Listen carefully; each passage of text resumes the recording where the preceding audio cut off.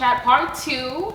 And today we're going to dive in on some questions that have to do with racism and how we are with our children when it comes to disciplining. So let's dive in on these questions. And again, we have Diva, we have Johnny May, and we're Brittany here. So thank you guys so much for tuning in, and let's dive in on these questions. Do you experience racism? I think we all do. In the way, and we live in Louisiana too. It's like South Louisiana. It's bound to happen. Yeah. And is it blatant or subliminal? I think mine is subliminal. So far subliminal, because I kind of like you said earlier, when you meet me, you're gonna know I'm like nice and kind, but I think you kind of get the gist that I ain't the one. So I think it's mainly like subliminal, and sometimes like ignorance, like they say things that like they don't know is inappropriate. Like, oh, I didn't know your kids were gonna be so well spoken. Like, are you stupid? Or you're well spoken. Yeah, or you're well. Oh, I get that one a lot. I get that one a lot. You're well spoken. I have that, and I'm just very intentional, and so a lot of people like I don't think they get that because they haven't talked to me, and I work around a lot of non-African Americans, so they've been okay. Yeah. I think once they see, because I'm very smiley and I'm like, talking, and I kind of know what it is I'm talking about, but in the professional world, I haven't experienced it. Now, maybe when I throw a job application in, you never know, because sometimes they'll look on LinkedIn or anything like that, and they'll figure out, okay, maybe she's Black. So I haven't experienced that. So that's. I feel like I have to have a lot of conversations. Like, I'm the reverse. Like, I am the Black friend. I am your Black friend. And like, how like everybody's like, oh, I'm not racist. I have Black friends. Yeah. And like, I'm the Black friend. And so, but I don't think that I've had like extreme racist stuff, like calling me the N-word going down the street, like that was, but it's isolated, and it's not with people I know. It's just like somebody random who saw me on the street and just decided to be rude. But in general, the people that I've come across, like in the past week or so, with everything that's going on, it has been a true. It's not a racism thing. It is I'm trying to understand. It is an ignorance, and them recognizing I don't know some of the things. With people you know? With people I know. Oh. With people I know. Okay. Just like, can you tell me more about why people are so angry, why people are so upset? So, but it's not to be racist. It's for more understanding. I had a lot of that in Utah and Idaho. It's like whenever they saw me, they just had to talk about their experience in Africa. Like, a lot of them just go to African nations. And it's just like, you have made every time. Like, I told y'all, people watch, and every time y'all say something, she does this. How have you handled disciplining your children? Like, old school, beating with the whips or belts or something? We don't actually, spanking our kids' last option. We created this like a system. When you go in the classroom and there's like the consequences on the wall, and it is consistent every time. Well, my husband was like, yeah, we need like a consistent system. One, so your kid knows what to expect, and two, so you know what to expect. So, there's a warning. We're going to talk to you about it. We're going to explain it. There's like a consequence. But the very last step is like to spank our kids. Like, we spank our kids. But like the very last step, and my kid is 5. The oldest is 5, and we never really spank her anymore. We kind of made a thing. Hey, once our kids turn like 5, 6, we should not be having to spank them very often. It should be very rare, and it is. But for us, I've noticed that the timeouts and taking stuff away from her works so much better. Like a little tap or something, she starts smirking. Like, she looks at me like.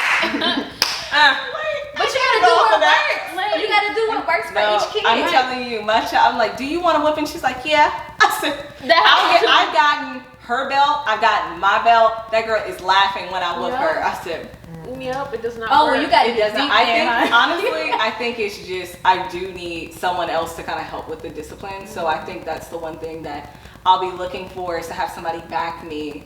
And it's just her. But when I tell you that girl is laughing, hard down laughing, that girl can take a whooping. And so I just stopped, because I was like, you're not gonna take me to jail. So I've tried both. My kids, both my sons are 8 and my daughter is 6. And so it has. It's gotten to my original, usually it used to be that a whipping was the first thing I went to. And now it's not. And I think that it's a combination of, number one, I'm not trying to beat you. You know what I mean? Like for it to actually hurt at some point in time. And then number two is I've been trying lately to make the punishment fit the crime. Ooh. Because as a teacher, a lot of times, because I have to do the same thing in the classroom, because my go-to in the classroom should also not be a referral.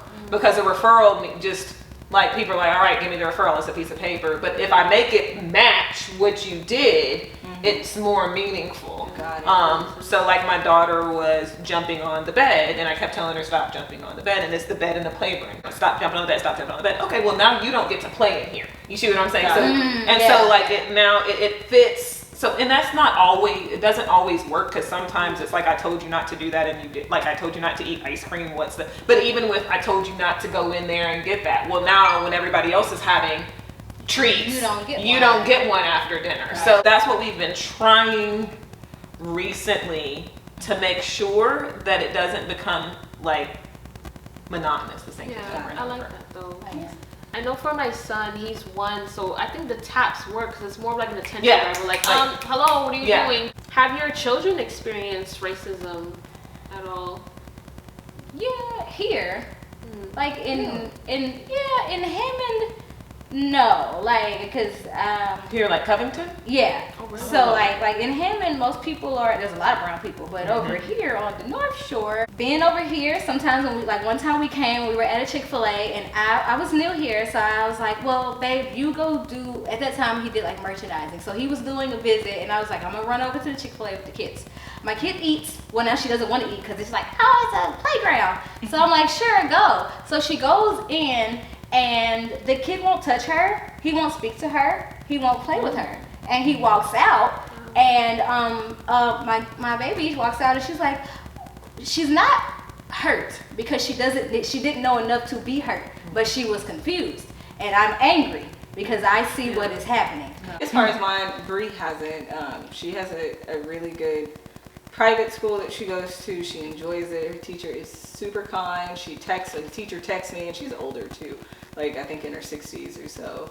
So I've been okay with that as far as Bree. Have you ever dealt with any mistreatment from medical professionals? I did. I did. I went to the doctor while I was pregnant with Bree, and my back was killing me. And I was like, I wonder if this is back labor. I said, I think it is. And I was past my due date.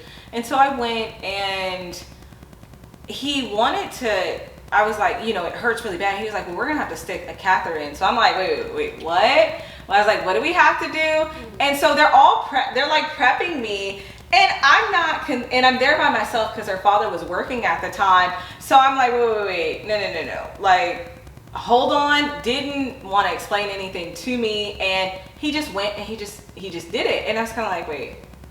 And I kind of didn't know what was going on because I was already down, and I think he was checking my child. And he just went and he's like, we're just going to have to do it. But I didn't consent for it to be done, and you should have explained it to me. And I don't know if he was in a rush or because it was last minute, because I thought I was like, maybe I am, maybe it's time for me to go ahead and give birth. And I kind of just felt a little violated because one, I'll quickly tell. So it happened, and then I had dry fit sweats on, got home. All of a sudden I was like, I said, something feels wet. And my dad was there, and he said, nah, you good. You probably didn't. And I was like, okay. Well, I had dry fit pants on, so what it's like is that it doesn't really absorb, and it wasn't like a gush of water. So I was like, whatever. So I took a shower, and then it's like I'm leaking again, and I'm like, what is this? And I was like, it's not urine or anything like that. And I didn't know what was going on. So I was just like, all right. I said, well, whatever. I stopped. I already taken like 2 showers thinking, I was like, am I just like using the restroom myself? But I realized I wasn't.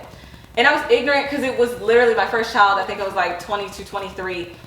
And the next morning I'm texting my aunt. She's a nurse and she's black. And I said, hey, is it normal? I said, I had a catheter or something. I didn't even know what any of that was, you guys, because I've never been in the hospital for anything. I didn't know what, I just knew it kind of hurt. No numbing cream or anything like that. He just went in and out to test something, and I asked my aunt, I said, is it normal? I said, because like it's like I'm peeing on myself, but I don't think it's pee or anything. And she said, no, it's not normal, you need to go in. So I go in, find out my amniotic fluid has been leaking, and it's been over 24 hours. And so I'm like, wait, what? And I'm wondering, I was like, did that onset it because as soon Yeah. exactly, and I said he didn't explain it to me. One, I did not consent to it. Two, it wasn't like it was mandatory, and then he kind of just got me out of there. And so yeah, so that was really, I kind of didn't like that he went ahead and did it without me knowing what was being done, and then I'm not even knowing that, you know, what's happening to me, and I'm thinking, okay, whatever, but it could have been way more serious for she's running out of fluid in there and me not knowing it. It's literally about 24 hours until I get to the hospital. Oh my gosh, don't do that! Oh my gosh! I swear, I was like, there's something The coming. story is I have endometriosis. I was told, and this is after I have passed out on the floor and my parents were like taking me to the hospital. They're like, no, something's wrong. I've been told I was overreacting. I've been told everybody has pain. I've been told, oh, well, you know, some people it's worse for the other, but it really just depends on your tolerance for pain. I've been told I was dramatic. I've been told a lot of things.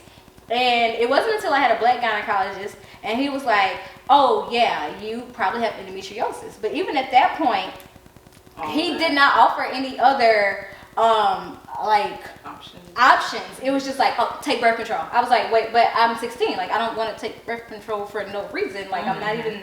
He's like, oh no, well yeah, birth control is the only thing. Like, take it. And I remember that once I got pregnant, and it's like an odd story, but like once I got pregnant, you know how you go back for your 6-week checkup, like after you have your baby.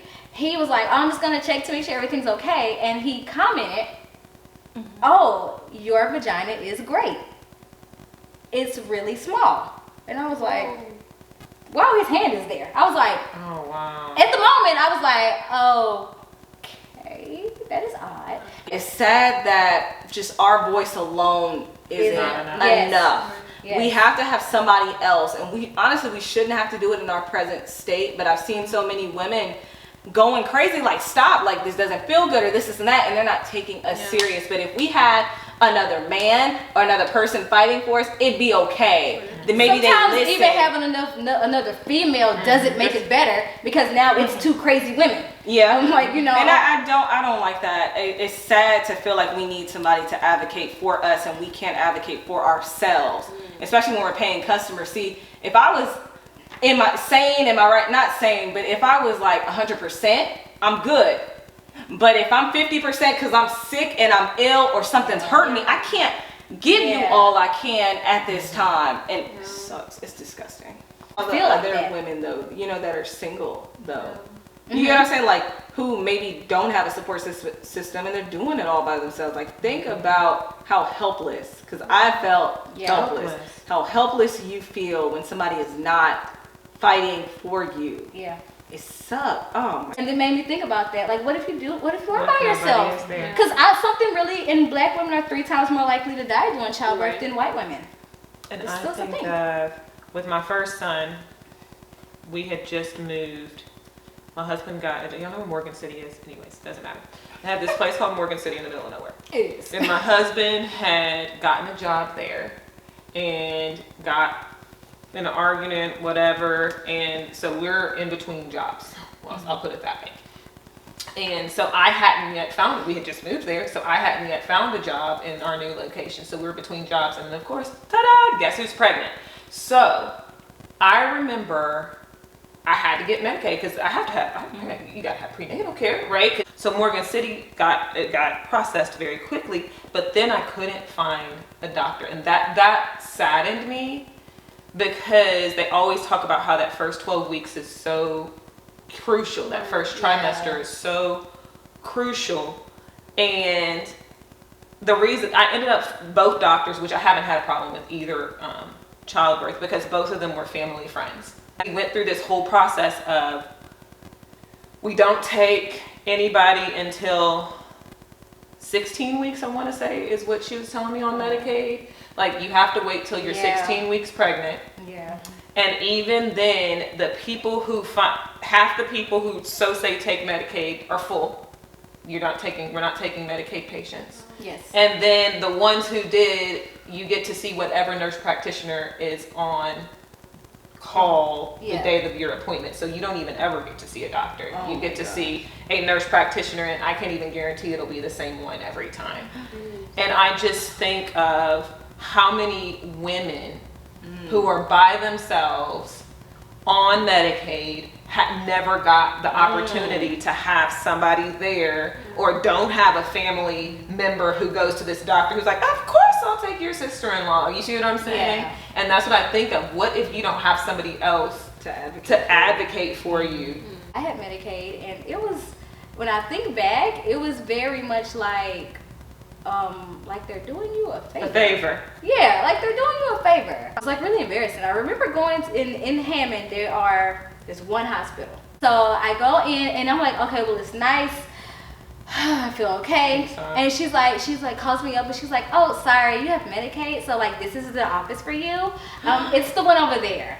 Are So, you kidding me? I'm not. So I go over there, and now I want to just go home. I want to get in my car. I want to cry. I want to go home. Because I'm so frustrated because I know that this one's about to be way worse. So I go over there, and it stinks, and it's small, and it's like dingy and This is unwell in like lit. the same building in a different like Same office? parking lot, actually. Oh, so it's a But- different building. Yes, but you go over, and it was weird because in that, like the professional seeing one, that. it was all nice, and the desk was open, and you come up, We you talk to give them. this for y'all. Yes, you go to the other one and they had like almost like the glass, you know, but it's like fuzzy so you can't see it. Like don't tap the glass, like don't smoke, and ring the bell if you need help. I was It's like, kind of like the whites only, black only. and that's what I felt because the only people in that one were brown. The only people in the other one were white. That's just And correlates so- with what's going on today. Now I'm like, okay, I'm like, Makes me sad. whew, I'm like, calm down, because I'm not really mad. I'm just hurt.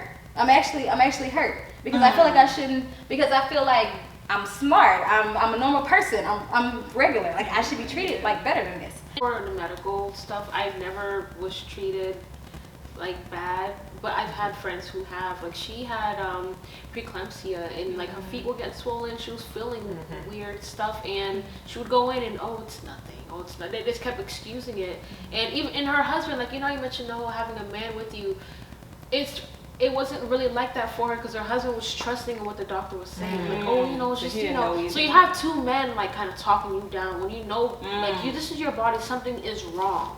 And she was like, she had to like scream it out, like, I need you guys to test something. Like, let me know, like, just at least see if the results are there. Saw the results, and they had to rush her into a C-section and all that. And then the doctor apologized after. I was just like, sweetie, I would have like filed a suit. Like, that's crazy. Like, that's insane. And so it's like, sometimes you might have someone who's with you where like, you want to trust this person because this is what they're supposed to do. You're putting your life in these people's hands, and then they just run with it. They don't even take care of you properly, and that's what's scary about it. You know what it is? My people perish for lack of knowledge, and I think the problem is these people don't know.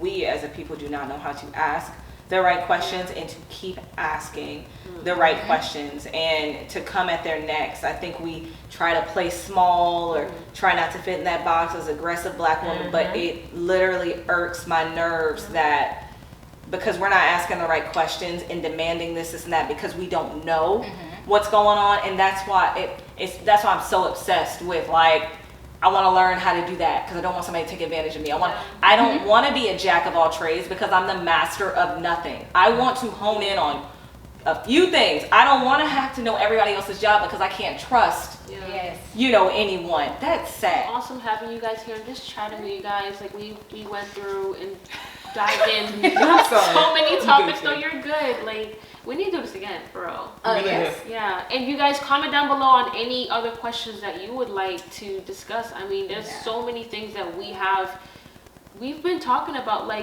with each other, and I think other people need to hear these conversations and to see that there's different types of black women and all types of all walks of life. But this was awesome. Thank you guys so much for watching, and don't forget to like and subscribe and check out these ladies' links. It's in the link in the bio. They all have their own platforms. Check them out. They're awesome, and I'll see you guys. Bye.